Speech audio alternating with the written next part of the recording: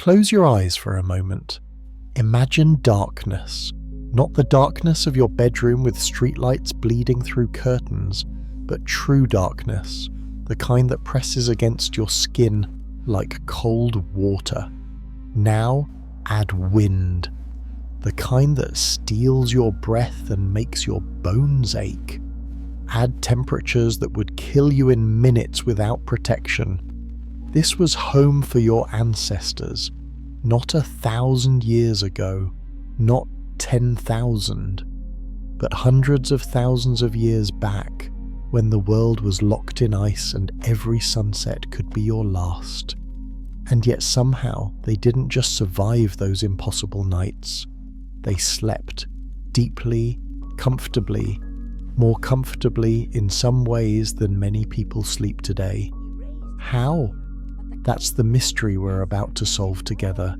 And trust me, the answer will change how you think about everything from your warm bed to the very nature of human genius. Before we step into that frozen world, do me a small favor. If stories about our incredible ancestors interest you, hit that subscribe button. It genuinely helps me bring you more of these deep dives. And drop a comment telling me where you're listening from tonight. Last week, someone said they were listening from Alaska while camping. Perfect timing for this story, right? Alright, let's go back, way back. To a time when warmth wasn't about comfort, it was about seeing tomorrow. Chapter 1, The Forgotten Warmth Keepers. Picture this. 20,000 years ago, somewhere in what we now call Europe, a family huddles together as darkness falls. Outside their shelter, the temperature is plummeting toward -20 Celsius.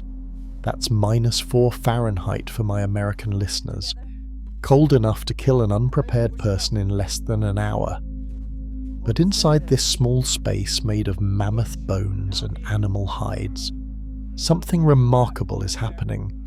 Children are drifting off to sleep, not shivering, not crying, just sleeping, like children do anywhere in the world. Their parents lie nearby, close enough to share warmth but relaxed, calm, safe. Oh, how is this possible? For most of human history, we've imagined our Ice Age ancestors as desperate survivors, barely clinging to life, suffering through every frozen night, running from predators and cold with equal terror. But archaeological evidence tells a completely different story. A story that's honestly more impressive than simple survival. These people weren't just enduring the Ice Age, they were mastering it. Think about what survival in true cold actually requires. Your body is a furnace that needs to maintain a core temperature around 37 degrees Celsius. That's 98.6 Fahrenheit. Drop just a few degrees below that and your organs start shutting down. Your brain gets foggy. Your fingers stop working. Eventually you fall asleep and never wake up. Now imagine maintaining that precise internal temperature when the world outside wants to suck every bit of heat from your body. The air steals warmth through your breath. The ground pulls it through your skin faster than you can imagine. Wind strips away the tiny layer of warm air your body tries to create around itself. It's a battle measured in calories and degrees, and our ancestors won that battle night after night, winter after winter, for thousands of generations. The evidence of their victory is written in the ground itself. At archaeological sites across Europe and Asia, researchers have found something unexpected. Not just bones and tools, but carefully designed sleeping areas. Places that show incredible understanding of heat, insulation, and human comfort. Let me paint you a picture of one of these sleeping spots. Close your eyes and imagine this with me. First, someone has dug a shallow pit into the earth. Not deep, just enough to get below the worst of the wind. The bottom is lined with dry grass, layer upon layer of it. Then comes moss, which is amazing at trapping air. Then animal hides, fur side up. The whole thing creates a nest that's raised just slightly off the cold ground. Nearby, stones sit in a circle. These aren't random. They've been heated in the fire and positioned to radiate warmth toward the sleeping area all night long. Some sites even show evidence of smaller fires, secondary heat sources placed strategically around the sleeping zone. But here's where it gets really clever. The sleeping area isn't right next to the fire. It's positioned at just the right distance to catch radiated heat without smoke or dangerous sparks. The people who built this understood air flow, heat radiation, and safety. They were engineers without ever knowing the word. And we haven't even talked about the sleeping bags themselves yet. What Ice Age humans created wasn't a sleeping bag in the modern sense with zippers and synthetic fill. But the principle was identical, maybe even better. Multiple layers of carefully prepared animal hide stitched together with bone needles and sinew thread. Wait, bone needles? Yes. And this is where the story gets fascinating. Around 30,000 years ago, humans invented the eyed needle. Sounds simple, right? Just a piece of bone with a hole. But that tiny hole changed everything. Because once you can thread material through a needle, you can stitch layers together tight enough to trap air between them. And trapped air is the secret to all insulation, even today. These weren't crude skins thrown over shivering bodies. Archaeological evidence from burial sites shows clothing and coverings with thousands of decorative beads stitched in intricate patterns. If people were taking months to decorate their garments, you can bet those garments were engineered to perfection. The technique was brilliant in its simplicity. Layer 1, fur side down, goes beneath you. The hollow hairs of reindeer or mammoth fur trap air and create a barrier between your body and the ground. Layer 2 goes over you, fur side up, with the fur creating another air trap. Your body heat warms the air between the layers, and that warm air can't escape. Studies of traditional Arctic peoples who still use similar techniques show these layered hide systems can keep the interior temperature above freezing even when it's -30 outside, just from body heat alone. Your ancestors weren't primitive. They were thermodynamic geniuses who figured out the physics of heat retention without ever writing down a single equation. But there's something else we need to talk about. Something that might surprise you even more. These sleeping systems weren't just about individual survival. They were about connection. Think about it. In the bitter cold, sleeping alone meant death. But sleeping close together, sharing body heat under communal hides, meant life. Scientific studies confirm that 2 or more bodies under insulating layers can raise the ambient temperature by about 10 degrees Celsius. That's 18 degrees Fahrenheit of free warmth, just from being together. So every single night for hundreds of thousands of years, humans fell asleep pressed close to their families, their clans, their communities. Warmth literally forced us to connect, to trust, to cooperate. Is it any wonder that we still feel safest, most comfortable when we're near the people we love? The sleeping arrangements of the Ice Age didn't just keep bodies warm, they kept humanity human. In that shared warmth, stories were whispered. Children learned from elders. Bonds formed that would last lifetimes. Culture itself was quite literally built under those hides, one warm night at a time. Now here's a question I want you to think about, and maybe leave your answer in the comments below because I'm genuinely curious what you think. If our ancestors could create such effective warmth with nothing but animal hides, bone needles and campfire stones, what does that say about human ingenuity? Were they as smart as we are today, just with different tools? Or has something fundamental changed about human intelligence over the past 20,000 years? Drop your thoughts below. I read every single comment, and I love hearing what you all think about these questions. But we're just getting started. Because while the sleeping systems were impressive, they were only part of the story. The real genius shows up when we look at the bodies themselves. the way evolution and technology work together to create the ultimate Ice Age survivors. Chapter 2: Bodies Built for Ice. If you could stand face to face with a Neanderthal on a frozen tundra 60,000 years ago, the first thing you'd notice wouldn't be their tools or their clothes. It would be their body. They were built like tanks, compact, muscular, with barrels for chests and limbs that looked almost too short for their torso. Everything about their shape screamed one thing: heat retention. Physics is simple, even if nature figured it out millions of years before we did. The more surface area you have relative to your body mass, the faster you lose heat. It's why ice cubes melt faster than ice blocks. Neanderthals had less surface area and more internal volume than modern humans. Their stocky builds were living thermoses, but it goes deeper than that, literally deeper. Look at a Neanderthal skull, and you'll see nasal cavities that are huge compared to ours. Why? Because cold air is dangerous. Breathe in enough of it fast enough, and you can damage your lungs. Those large noses acted like natural heaters, warming and humidifying air before it reached their lungs. Their bones tell another story, thick, dense, with massive attachment points for muscles. These people were strong in ways that would put modern athletes to shame, and muscle creates heat. Every movement, every breath, every heartbeat generated warmth. A Neanderthal male probably needed 5,000 calories a day just to keep his internal furnace running through winter.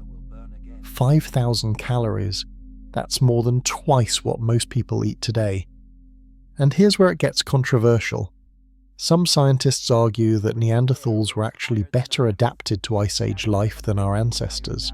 Homo sapiens, better built for cold, stronger, more efficient at converting food to body heat. So why did Neanderthals go extinct while we survived? That's one of archaeology's biggest mysteries, and honestly, nobody has a definitive answer. Was it because we had better technology, better social organization, better long-distance weapons, or was it just luck? Some researchers think it might have been our ability to innovate with clothing and shelter that gave us the edge. Because while Neanderthals had bodies optimized for cold, Homo sapiens had something else: adaptability. We were skinnier, lankier, built more for the African savanna than the European tundra. By all rights, we should have frozen to death when we migrated north 45,000 years ago, but we didn't, because we had needles. That sounds absurd, doesn't it? The fate of two species decided by whether they could stitch tight seams into their clothing. But archaeological evidence suggests that tailored, fitted clothing, the kind you can only make with proper needles, might have been a uniquely Homo sapiens innovation. Neanderthals probably wore hides, but loosely tied or draped hides lose heat like crazy. Every gap, every loose edge lets warmth escape. Fitted clothing with tight seams and closures creates a microclimate around your body that's under your control. And here's something wild to consider. What if human intelligence itself, the thing we're most proud of, partially evolved because we learned to stay warm? Follow the logic with me. Once you can control your temperature with clothing and shelter, you burn fewer calories on just staying alive. Those calories can go elsewhere, like feeding your brain, which is an incredibly energy-hungry organ. There's a theory that cooking food and controlling fire didn't just make eating easier, it literally gave us the extra energy budget to grow bigger brains. Warmth technology funded intelligence. If that's true, then everything we are today, every thought we have, every technology we build, traces back to those first people who figured out how to sew hides together tight enough to trap heat. But not all cold weather humans were the same. Enter the Denisovans. We don't know much about them. A handful of bones from a cave in Siberia, some teeth, DNA extracted from fragments. But that DNA tells an incredible story. Denisovans were adapted to high altitude and extreme cold in ways even Neanderthals weren't. Modern humans living in Tibet and the high Himalayas still carry Denisovan genes that help them process oxygen more efficiently in thin, cold air. The Denisovans literally gave us their cold weather superpowers through interbreeding. Think about that. 50,000 years ago, 3 different types of humans were all dealing with the same problem: how to survive in places that wanted them dead. Each found different solutions: body shape, technology, high altitude adaptation. And then those solutions mixed when the populations met, creating hybrid advantages that some humans still carry today. Here's my question for you, and I really want to hear what you think in the comments. If we could somehow bring back Neanderthal or Denisovan cold adaptations through genetic engineering, should we? Would you want to have a body that could handle extreme cold better, even if it meant being shorter and stockier? There's no right answer, but it's fascinating to think about, right? Now, while bodies were important, they were only half the equation. Because the real breakthrough wasn't biological, it was technological. And it started with something so simple we take it completely for granted today: the ability to make fire whenever you wanted it. Chapter 3: The First Engineers of Comfort. For hundreds of thousands of years, fire was a gift from the sky. Lightning would strike a tree, dry grass would catch, and if you were lucky, you could grab a burning branch before the rain came. Keeping that fire alive became the most important job in the tribe. People carried embers wrapped in moss or bark, protecting them like they were made of gold. Because in a very real sense, they were more valuable than gold. They were life itself. But at some point, everything changed. Someone figured out you could make fire yourself. We don't know who first struck sparks from flint and pyrite. We don't know their name or what they thought when it worked. But we know it happened because we find the evidence everywhere. Strike stones worn smooth from repeated use, fire-starting kits buried with their owners, the tools of the fire makers. Once you could create fire on demand, the entire human relationship with cold changed forever. Imagine what that must have felt like. For your entire life you've watched the fire keeper guard those precious coals. You've seen what happens when they go out. The desperate cold, the fear, the very real possibility of death.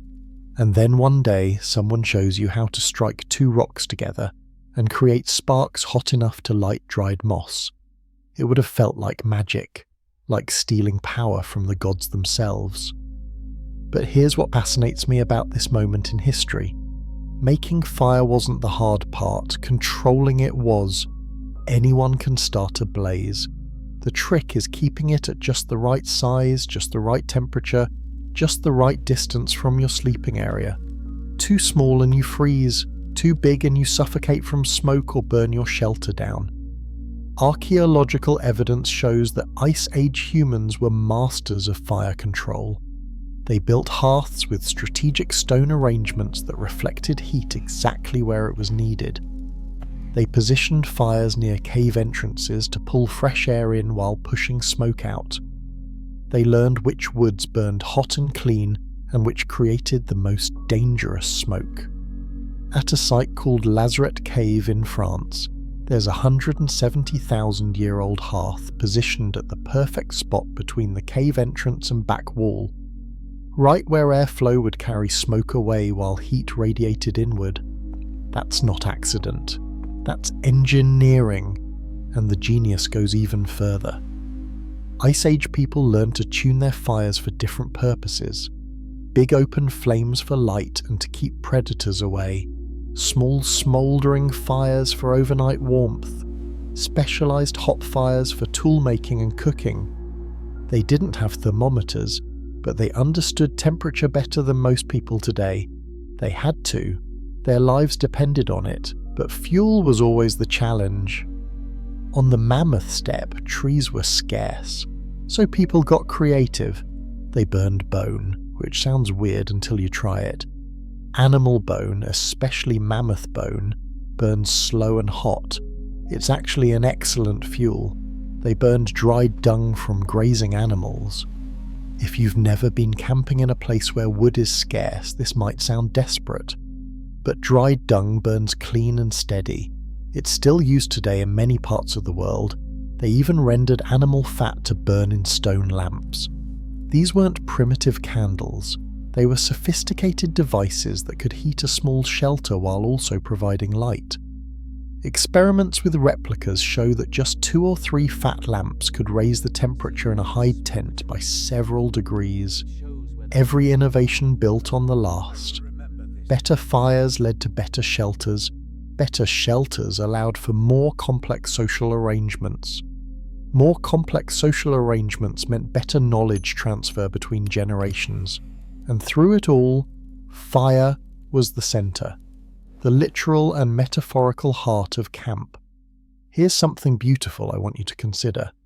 Every human culture on Earth, no matter how different, has stories about fire, how it was discovered, how it was given to humans, what it means. The Greeks had Prometheus stealing fire from the gods. Norse mythology had Loki. In Maori tradition, Maui tricked the goddess of fire. Australian Aboriginal stories describe how the fire was carried across the land. Why? Because controlling fire is the thing that made us human. It's the technology so fundamental, so ancient that it lives in our myths and dreams. We remember it in our bones.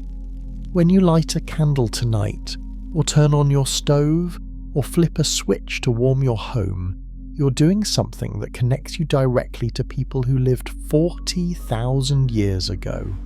The tool has changed, but the meaning hasn't. Warmth equals safety. Light equals hope. Fire equals home.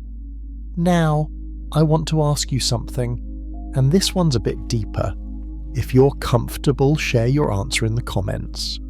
Do you think modern humans have lost something important by making fire so easy and automatic?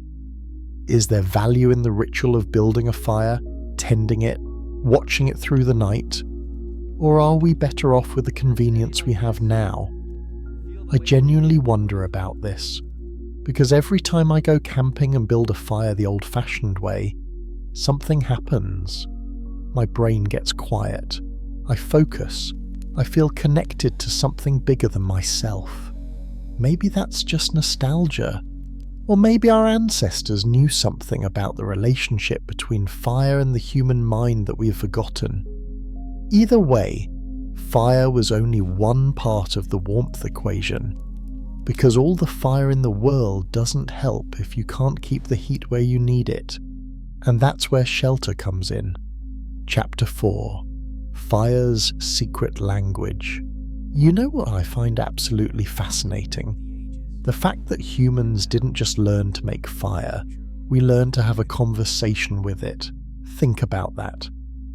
Fire is one of the most dangerous, unpredictable forces in nature. It can keep you alive or kill you in minutes, and our ancestors figured out how to read it, predict it, and control it with nothing but observation and practice. They learned fire's language. The colour of flames tells you temperature. Blue means hotter than orange, orange hotter than yellow, red means not enough oxygen or fuel running out. Ice Age people didn't know the chemistry, but they knew what each colour meant for cooking, heating, or tool making. The sound of fire speaks too. A steady crackle means good fuel, proper oxygen, stable burn. Hissing and popping means moisture in the wood, which wastes heat. Silence means the fire's dying. Even the smell carried information. Different woods produce different scents. Birch smells sweet. Pine releases resin that can clog up sleeping areas if you're not careful. Burning bone has its own distinct odour, not pleasant but not terrible. Ice Age firekeepers became fluent in all of this. They could diagnose a fire's health by sound alone. They knew how to adjust it by adding specific fuels or changing airflow. They were speaking to fire, and fire was answering back. And here's where it gets really interesting. This knowledge wasn't written down.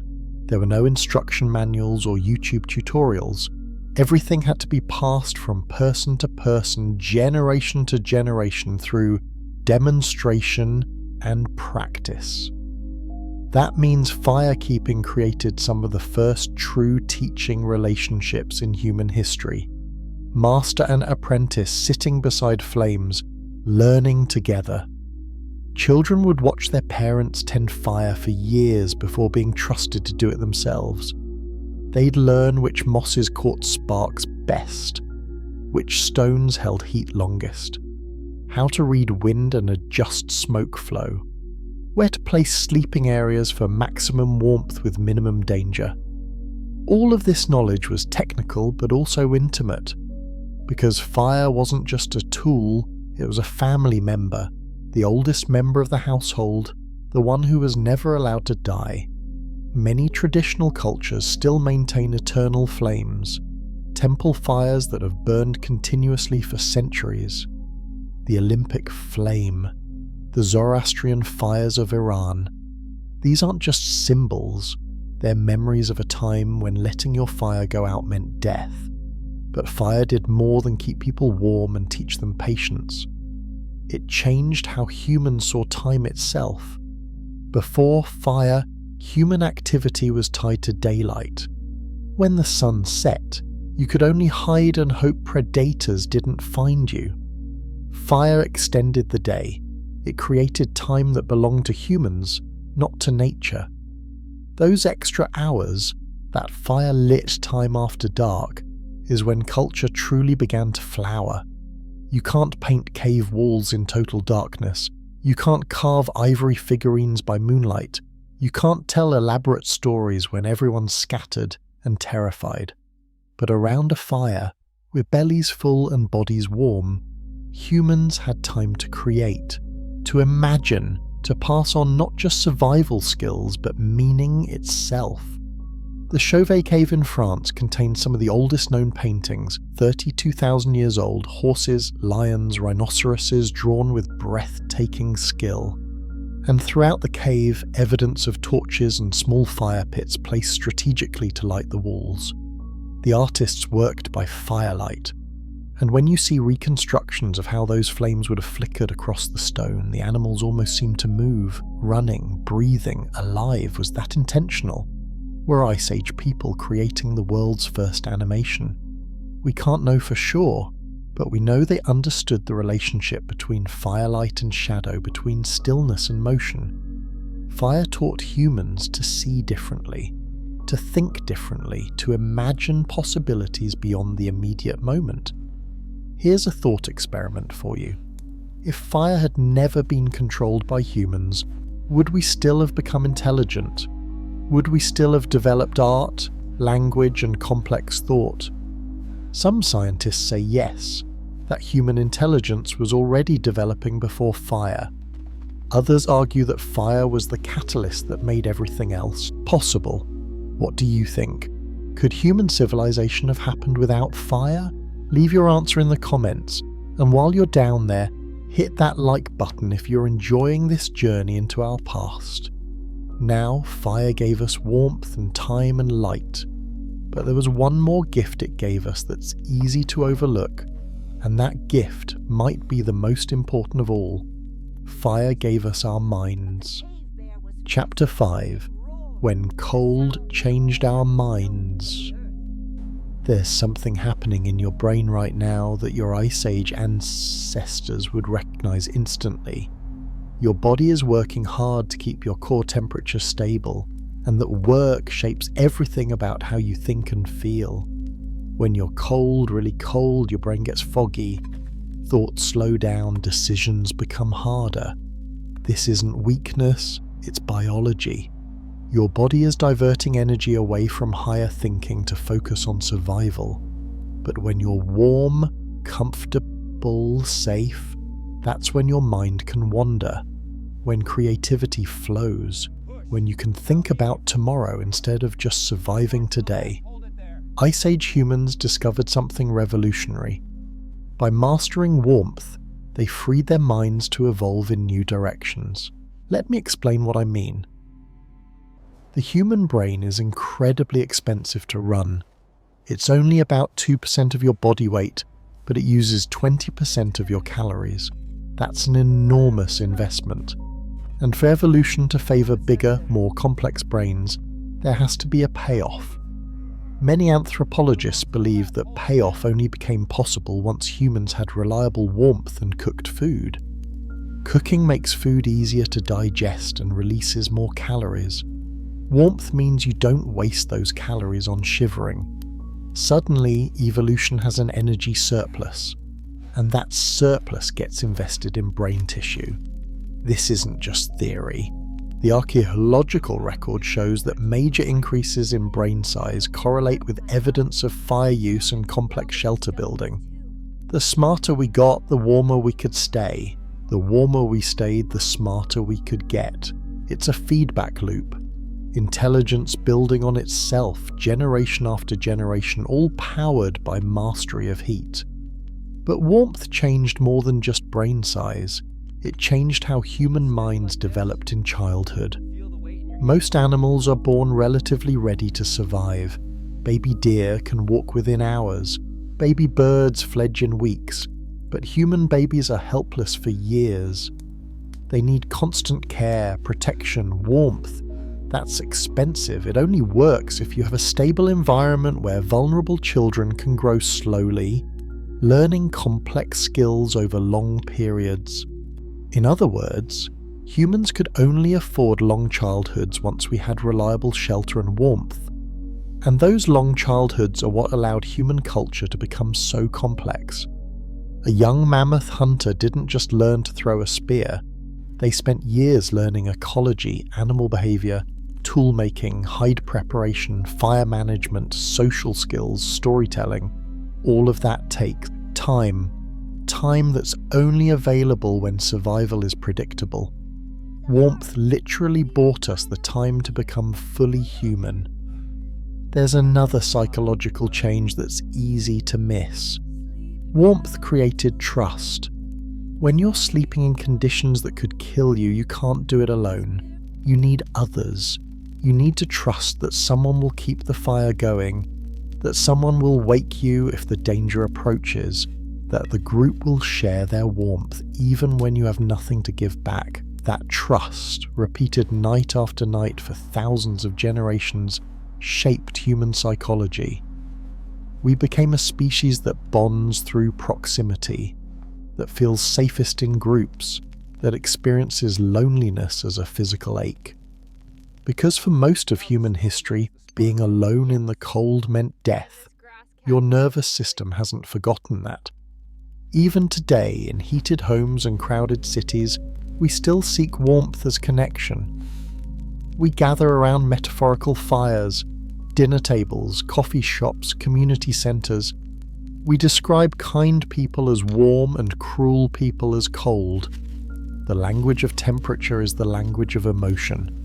Because in our deepest wiring, warmth and safety and love are all the same thing. Now here's a question that makes me uncomfortable, but I think it's worth asking. If warmth and comfort shaped human intelligence and empathy, what happens when we have too much of it? Modern humans live in climate-controlled boxes. We're never too hot or too cold. We don't have to struggle for warmth. We don't have to cooperate to survive the night. Does that easy comfort make us less resilient, less connected, less creative? I don't have an answer, but I think it's worth thinking about, and I'd love to hear your thoughts in the comments below. The relationship between cold and consciousness runs deeper than we usually acknowledge. Some of humanity's greatest achievements came from people living in harsh climates. The Inuit developed navigation technology that Europeans couldn't match. The peoples of the Himalayas built civilizations at altitudes that should be impossible. The Norse explored oceans in ships that seemed designed to sink. Hardship breeds ingenuity, maybe not always, but often enough that we should notice the pattern. Our ancestors didn't just survive the Ice Age, they thrived in it. And in doing so, they became something new, something that had never existed before. Humans who could imagine warmth before experiencing it. Who could plan for cold months in advance? Who could look at animal hide and see a blanket, at a cave and see a home, at fire and see the future? That imaginative leap from cold to comfort might be the most important moment in human history, more important than agriculture or writing or computers, because it's the moment we stopped accepting the world as it was and started building the world as we wanted it to be. Every innovation since then has been a variation on that same theme. If nature won't give us warmth, we'll make it ourselves. And we're still making it. Still building shelters against the cold, or still finding new ways to create comfort where none existed before. Still refusing to let the darkness and cold have the final word. Our Ice Age ancestors would understand that completely, because they were the ones who taught us never to give up on warmth. Chapter 6. The Shelter Revolution. What makes a place feel like home? Is it the walls, the roof, the furniture? I'd argue it's none of those things. It's warmth. A house isn't a home until it's warm. Ice Age humans figured that out 20,000 years ago, and the structures they built to capture and hold warmth are, frankly, more impressive than most people realize. Let's start with something extraordinary: the mammoth bone houses of Eastern Europe. Imagine stumbling across one of these structures 30,000 years ago. You're crossing a windswept plain in what's now Ukraine. Snow covers everything, and then you see it. A dome rising from the ground, built entirely from massive bones. Skulls, ribs, tusks, leg bones, all fitted together like some giant's puzzle. This isn't a pile of bones, it's architecture. The builders, our direct ancestors, would have spent weeks gathering these materials. A single mammoth skeleton contains bones weighing several tons. Moving them without wheels or horses or machines required coordination, planning, and serious effort. But they did it, because the payoff was worth it. The bone framework was covered with hides, probably multiple layers, creating walls that blocked wind and trapped heat. Inside, the floor was often dug slightly below ground level for extra insulation. Hearths were positioned carefully for maximum warmth with minimum smoke. Archaeological excavations of these sites show something remarkable. They were lived in for generations. The same structures, repaired and maintained, housing families for decades or even centuries. That's not survival, that's civilization. And it wasn't just in Ukraine. Similar structures appeared across the Mammoth Steppe, from France to Siberia. Each region adapted the basic design to local conditions, but the principle remained the same. Use heavy materials to block wind. Create multiple layers to trap heat. Position fires strategically. Build for the long term. These weren't temporary camps, they were homes. But what about places without mammoths? Without large bones to build with? Humans adapted. Always. In forested regions, wooden frames appeared, bent saplings covered with bark or hides. Simple but effective. In areas with good stone, walls were built from stacked rocks, gaps filled with moss and clay.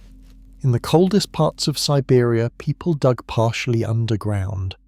The earth itself became insulation. A pit dwelling 3 feet deep stays warmer than surface structures, because the ground temperature is more stable than air temperature. Every environment presented a different challenge, and every human group found solutions. What fascinates me is how similar those solutions were. People thousands of miles apart who never met, who spoke different languages, independently discovered the same principles of thermal engineering. Small entrance holes to minimize heat loss, sleeping areas raised slightly off the ground, hearths near entrances to pull fresh air in, smoke holes positioned to use natural draft. These weren't accidents.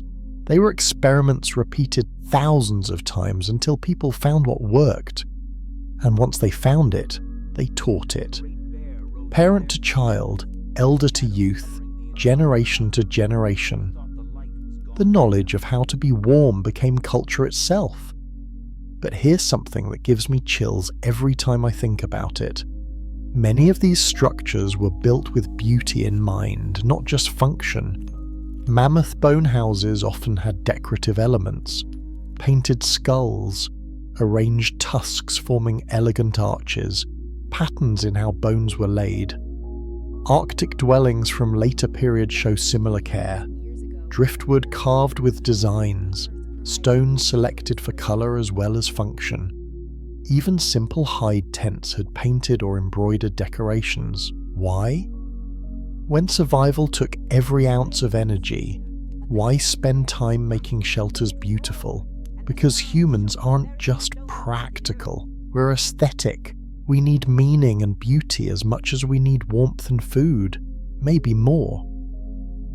Those decorations were statements. This is our home. We will be here tomorrow. We refused to let the cold reduce us to mere survival. Every carved bone, every painted hide was an act of defiance against the ice. Now, shelters didn't just protect people, they changed social dynamics in profound ways. Before permanent shelters, human groups were small and mobile. You couldn't carry much. You couldn't accumulate resources. Every relationship was temporary because every camp was temporary. But once people built structures meant to last, everything changed. Groups could grow larger, resources could be stored, social hierarchies could develop, children could grow up in the same place their grandparents had.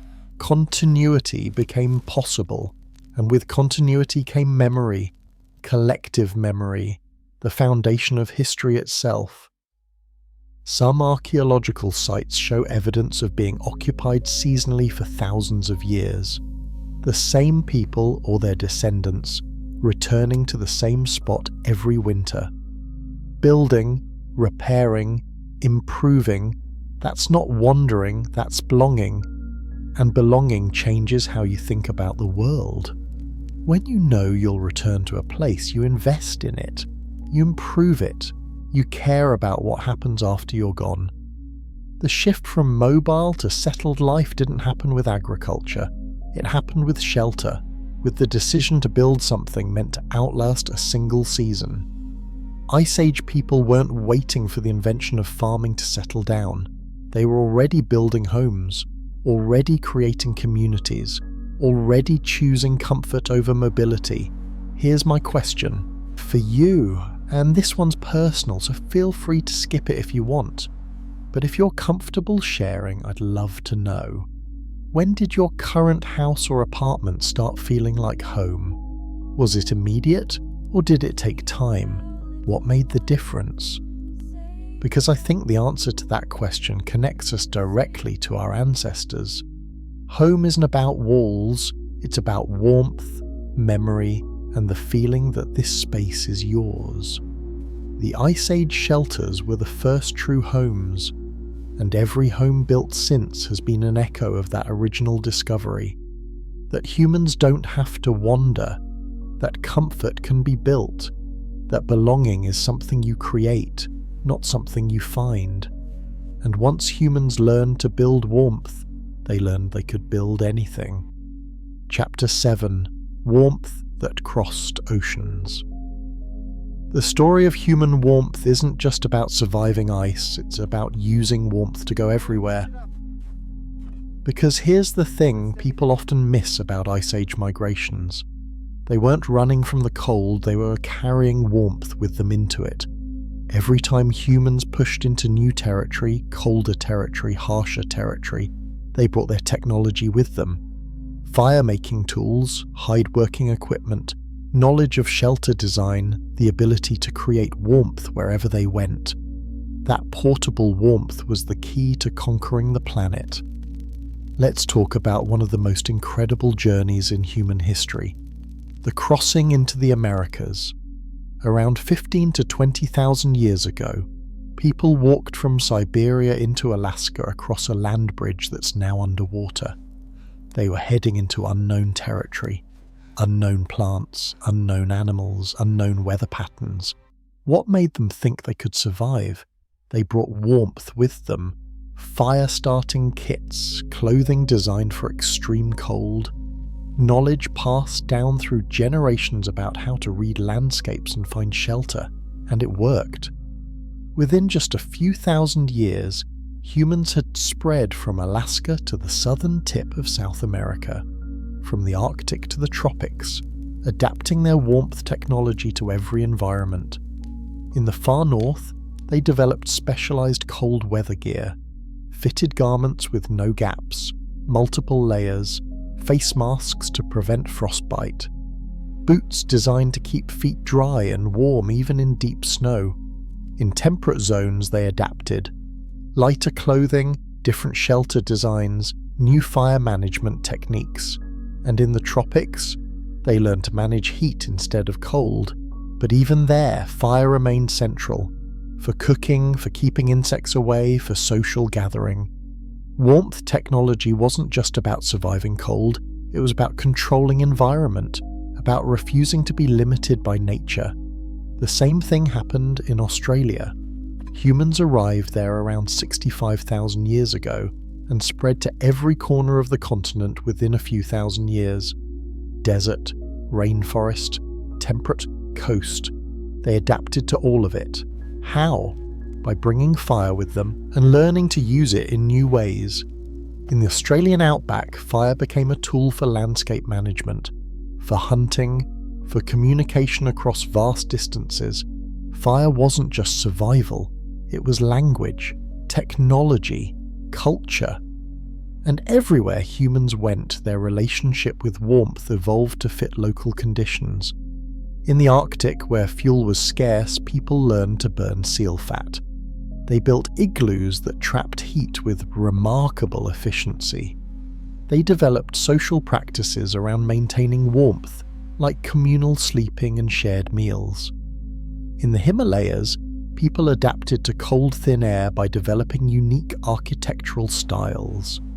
Low doorways that trapped heat, central hearths that warmed the entire structure, techniques for drying fuel in wet mountain conditions. In northern Europe, people built long houses with central fire pits and elaborate smoke management.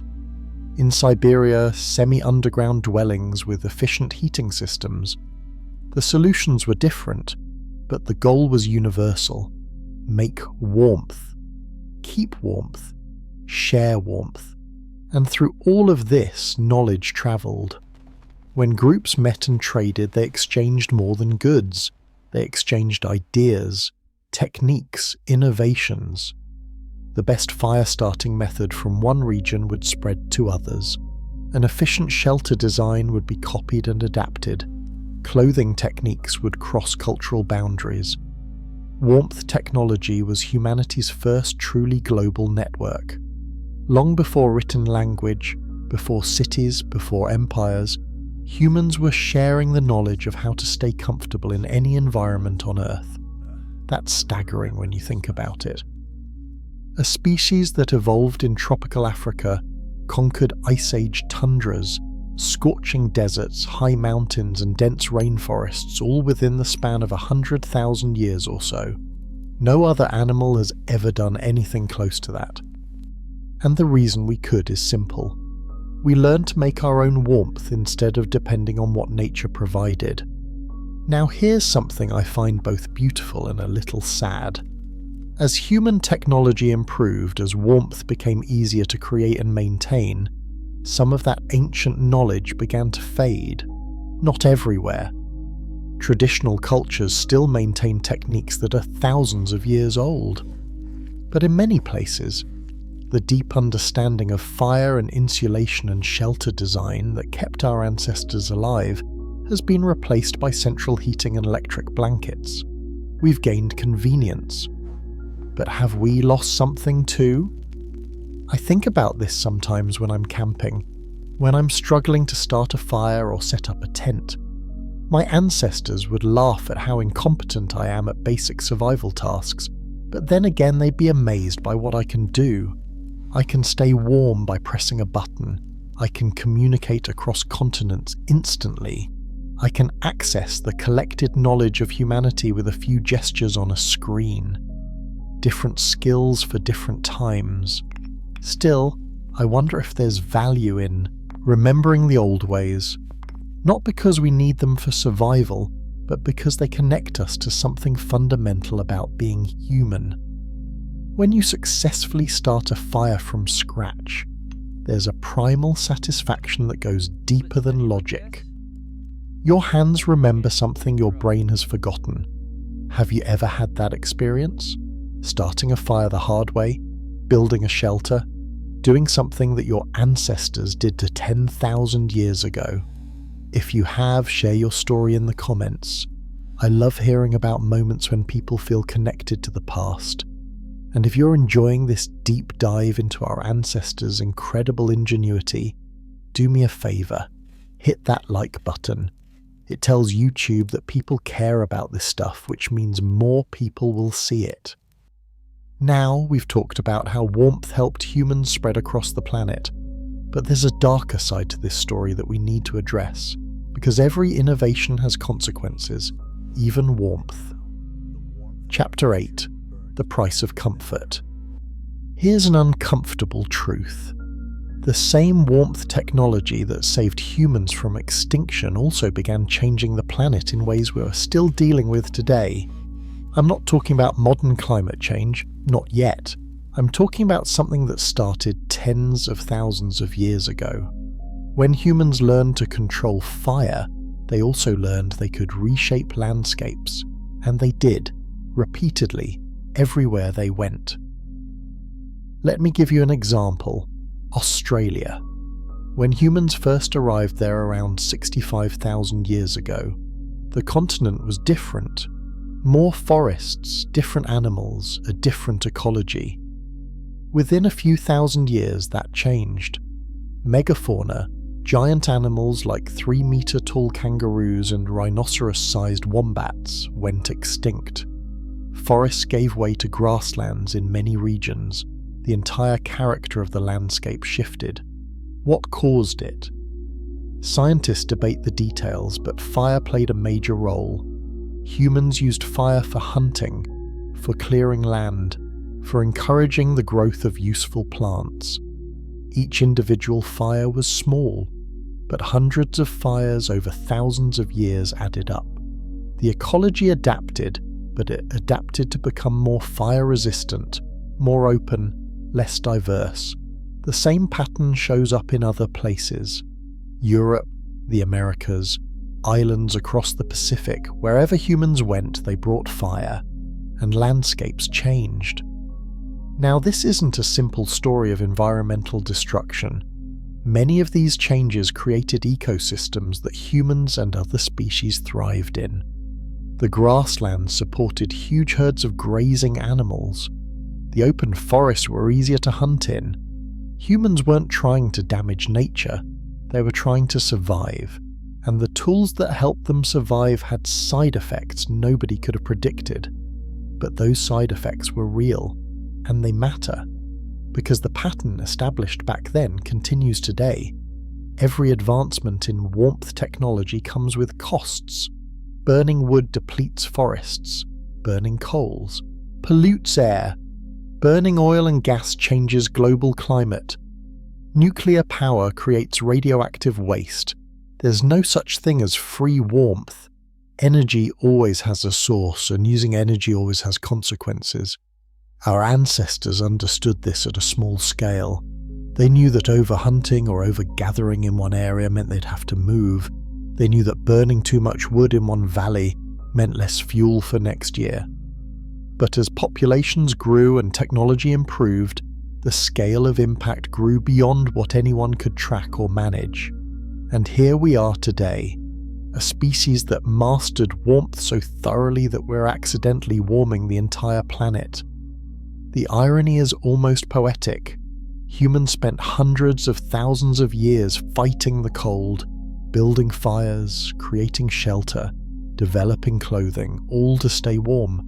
And now we're facing a world that's getting too warm, where ice caps melt, where weather becomes more extreme, where the comfortable temperature range we built civilization around is shifting. We've won the war against cold, and in winning we've created a new problem. So what do? I don't have all the answers, nobody does, but I think understanding our history with warmth is part of finding a path forward. Because here's what that history teaches us.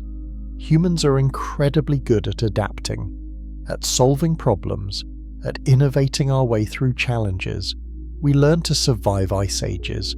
We spread to every environment on Earth. We turned fire from a terrifying force of nature into a domesticated tool. If any species can figure out how to use warmth sustainably, it's us. We've done harder things, but it requires something our ancestors had that we sometimes lack: humility. They understood that warmth was a gift that had to be tended carefully, that fire could protect or destroy, that taking too much from the environment meant suffering later. Somewhere along the way, we forgot that. We started treating warmth as a right instead of a responsibility. Modern humans flip switches without thinking about where the energy comes from. We heat entire houses to wear t-shirts in winter. We waste warmth because we've forgotten how precious it is. What would our Ice Age ancestors think of that? They knew the exact value of every degree of warmth because they had to create it themselves, through effort, through knowledge, through care. Maybe that's what we need to relearn. Not how to make warmth. We're really good at that. But how to value it, how to use it wisely, how to remember that every warm home, every hot meal, every comfortable night is built on energy borrowed from somewhere. Here's my question for you, and I really want to hear your honest thoughts on this.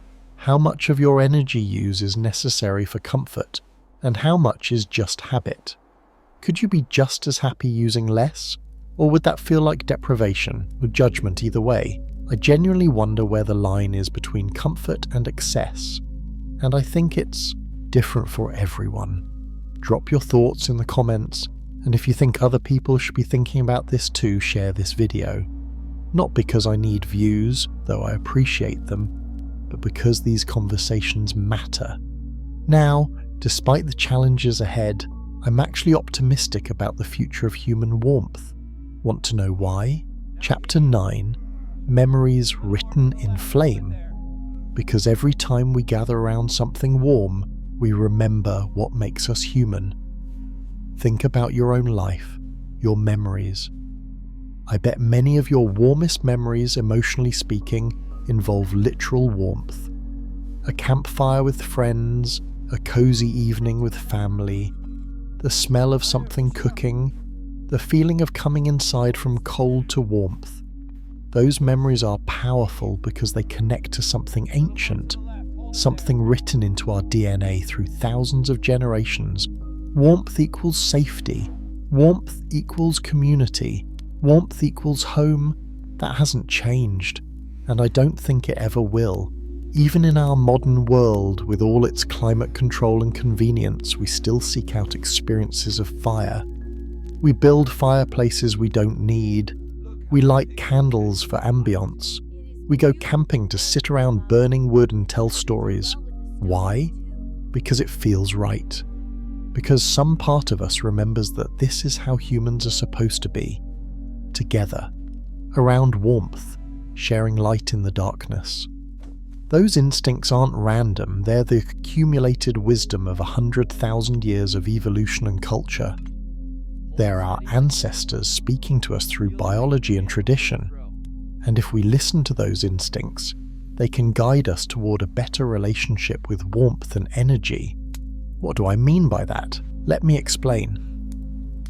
Our ancestors valued warmth because it was hard to create and easy to lose.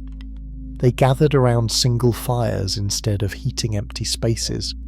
They wore appropriate clothing instead of trying to keep every environment at the exact same temperature. They understood that different activities required different amounts of warmth. All of that is honestly more sustainable than how we live now, more efficient, more thoughtful. We don't have to go back to Ice Age conditions to learn from Ice Age wisdom. We can design homes that capture and hold warmth passively, like those mammoth bone houses did. We can layer clothing and adjust our expectations instead of maintaining 70 degrees Fahrenheit everywhere all the time. We can gather together in shared spaces instead of heating or cooling every room individually. These aren't sacrifices, they're actually returns to patterns that feel more human. Because here's what I've realised. The most comfortable I've ever been isn't when I'm in a perfectly climate-controlled environment. It's when I'm sitting close to people I care about, sharing warmth in an imperfect space. A chilly room feels warmer when you're next to someone. A simple meal tastes better when eaten around a campfire. A hard day feels easier when you end it somewhere warm and safe with people who care about you. Our ancestors knew this instinctively. We're just rediscovering it, and that gives me hope. Because if we can reconnect with these fundamental human truths, we can find ways to be comfortable and sustainable at the same time. We don't need to reject technology. We need to combine it with wisdom, ancient wisdom about what warmth really means. Let me tell you what I think the warmest sleeping bags in history really were. They weren't the furs and hides, though those were remarkable. They weren't the fires and stones, though those were ingenious. They weren't even the shelters, though those were architectural marvels. The warmest sleeping bags in history were human connections, families pressed together, communities sharing resources, generations passing down knowledge, the social warmth that made physical warmth possible. Because no technology, no matter how advanced, keeps you warm if you're alone, but with others, even the coldest night becomes bearable. That's the real lesson from our ancestors. They survived the Ice Age not because they were tougher than us, not because they had some special adaptation we lack.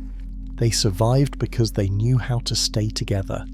And in staying together, they became something more than individuals trying not to freeze. They became humanity, with culture, with art, with stories, with love. Every warm moment in your life echoes that achievement. Every time you share warmth with another person, literally or metaphorically, you're participating in the same tradition that began around Ice Age campfires. That tradition is still alive. It lives in every heated home and shared meal, in every blanket offered and fire built, in every act of care that says, "Come closer, be warm, you belong here." Our ancestors would recognize that immediately, because it's the same warmth they gave each other on the coldest nights the world has ever known. And it worked. They made it through. They passed their knowledge to the next generation, who passed it to the next, who passed it to the next, all the way down to us. We're here because they refused to give up on warmth, and because in seeking physical comfort, they discovered something even more important. The warmth of human connection. That warmth doesn't require fire. It doesn't require perfect conditions. It just requires presence, attention, care. And as long as humans keep sharing that, keep gathering together, keep creating warmth for each other, we'll make it through whatever comes next, just like our ancestors made it through the Ice Age, together, warm, human. So thank you for spending this time with me, for sitting around this metaphorical fire and listening to stories about the people who made us possible. If you enjoyed this journey through time, subscribe to this channel. More deep dives are coming. And leave a comment telling me where you're listening from and what part of this story resonated most with you. I read every single comment, and when I see your words, I feel that same connection our ancestors felt. People gathering around warmth, sharing thoughts, being human together. Hit the like button if you want more content like this. Share it with someone who might appreciate a different perspective on human history. And most importantly, go do something warm today. Call someone you care about, share a meal, light a candle, build a fire. Whatever form it takes, share warmth. Because that's what we are built to do, and when we do it, we honour every ancestor who fought the cold so we could be here. Stay warm, friends, in every sense of the word. Until next time.